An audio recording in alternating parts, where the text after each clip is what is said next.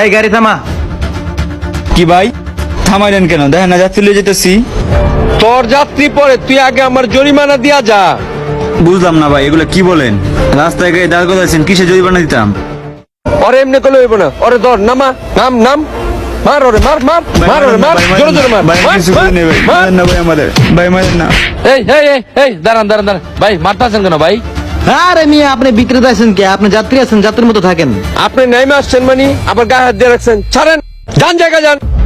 ঠিক আছে আমি যাত্রী, আমার কথা বলা এখানে উচিত না, তবে কাজটা আপনারা ভালো করতেছেন না। আর আপনাদের ব্যবহার তো খারাপ কেন? এই বেটা, ব্যবহারের কি দেখছিস তুই? মাইর খাওয়ার আগে এনতে বাক যা, মাথা গরম করিস না, যা। আরে ভাই ওর অপরাধটা কি? ও তো গরিব মানুষ, ওরে শুধু শুধু মারতেছেন কেন আপনারা? ওকে অ্যাক্সিডেন্ট করছে? ও, আপনার একবার পিড়ি তুতলে পড়তেছে ওর লাগে না? আসল কাহিনী তো শুনেন নাই, ও যে কত বড় জরিমানা লাগাইছে।